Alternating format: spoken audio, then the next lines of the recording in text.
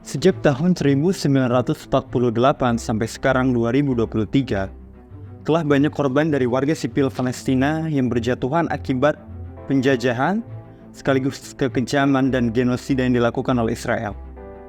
Lantas, bisakah Israel dihukum atas kekejamannya?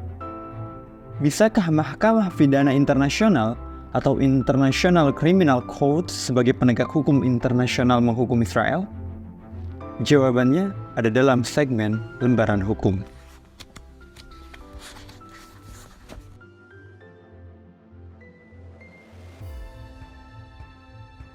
Jika berbicara mengenai hukum, kita tidak akan terlepas dari bukti-bukti sebagai hal yang dapat menguatkan dan memberatkan mengapa Israel dapat atau harus dihukum. Berikut ini adalah bukti-bukti Israel telah melakukan kejahatan perang, genosida, bahkan kejahatan terhadap kemanusiaan di wilayah Palestina. Pertama adalah kejahatan perang atau war crimes yang dilakukan oleh Israel pada warga Palestina. Yang kesatu, penyerangan terhadap warga sipil. Kita telah mengetahui bahwa seringkali Israel menyerang warga sipil dengan alasan yang tidak masuk akal, bahkan tanpa alasan mereka menembaki anak-anak dan membom daerah pemukiman sipil. Tentu saja hal tersebut melanggar prinsip pembeda dalam hukum humaniter internasional. Yang kedua adalah pengeboman rumah sakit dan penyerangan terhadap tenaga medis. Pengeboman terhadap rumah sakit dan kendaraan berlambang palang merah internasional dan bulan sabit merah internasional merupakan pelanggaran terhadap hukum humaniter internasional. Karena rumah sakit berikut tenaga kesehatan yang merupakan dua objek yang dilindungi oleh hukum humaniter internasional. Yang ketiga, menggunakan senjata kimia. Beredar video bahwa militer Israel menggunakan senjata kimia fosfor putih yang dalam hukum humaniter internasional dilarang. Penggunaan senjata kimia dan biologi dilarang dalam perang, apalagi di luar peperangan. Senjata fosfor putih dapat menimbulkan risiko tinggi berupa luka bakar yang parah dan penderitaan seumur hidup. Fosfor putih memiliki sifat korosif yang bisa membuat luka bakar pada kulit dan bahkan dapat menghancurkan lemak dan daging. Selanjutnya adalah genosida. Israel pun bisa dikatakan telah melakukan genosida sejak 1948 Nakba sampai sekarang, yang terjadi sejak 7 Oktober. Alasan ini diperkuat dengan pemboman secara asal-asalan atau penyerangan udara dan darat yang membabi buta oleh militer Israel terhadap warga sipil Palestina. Bahkan banyak beredar statement para petinggi Israel yang menyatakan bahwa mereka tidak memikirkan atau bodoh amat apabila serangan tersebut mengenai warga sipil Palestina. Tidak terhitung lagi korban sipil Palestina yang mati dan yang hilang sejak 1948 sampai sekarang. Hal itu memicu kemarahan dunia. Bahkan banyak negara yang menjuluki Israel sebagai negara paling apartheid di dunia.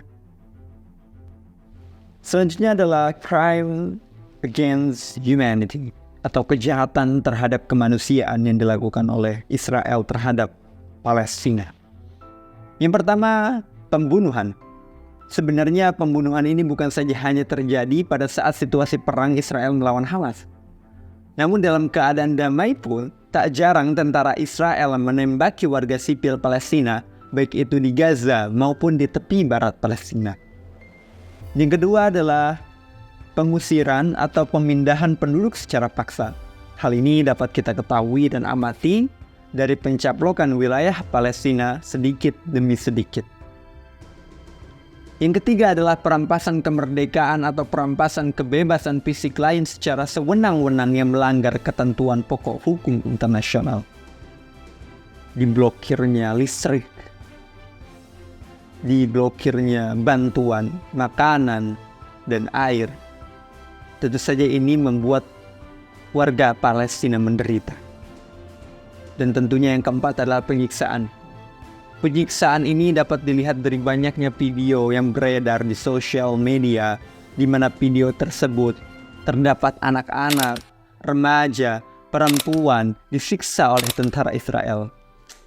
Kita tahu bahwa tentara Israel cuma berani sama anak-anak, perempuan, dan orang-orang yang lemah. Oke, kita masuk saja ke penyimpulan. Dengan bukti tersebut, sebenarnya Israel dapat dikenakan punishment internasional oleh Mahkamah Pidana Internasional. Namun sayangnya, Israel bukan anggota Mahkamah Pidana Internasional. Sebenarnya Mahkamah Pidana Internasional bisa saja menghukum atau mengadili negara yang bukan anggota, tapi dengan syarat melakukan perjanjian khusus dengan subjek yang bersangkutan. Dalam hal ini adalah Israel.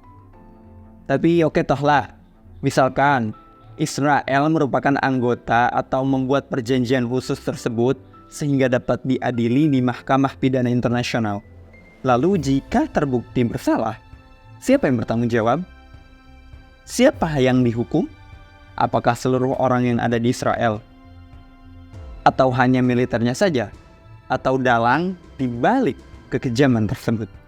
Jawabannya adalah Mahkamah Pidana Internasional hanya bisa mengadili person, bukan negara.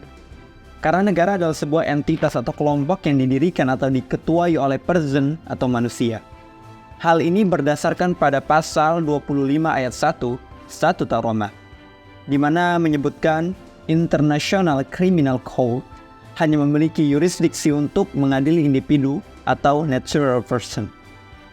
Dan ICC hanya boleh mengadili individu di atas usia 18 tahun sebagaimana diatur dalam pasal 26 Statuta Roma. Jadi yang bisa dihukum tuh kayak si Benjamin Netanyahu, tentara-tentara IDF yang bersalah. Kayaknya semuanya yang bersalah deh. Jadi yang dapat diadili adalah orang-orang di balik kekejaman tersebut, juga orang yang terlibat. Sedangkan warga sipil Israel tidak dapat diadili di International Criminal Code. Tapi gue ingetin lagi, penerapan hukum internasional tidak semudah yang kita kira.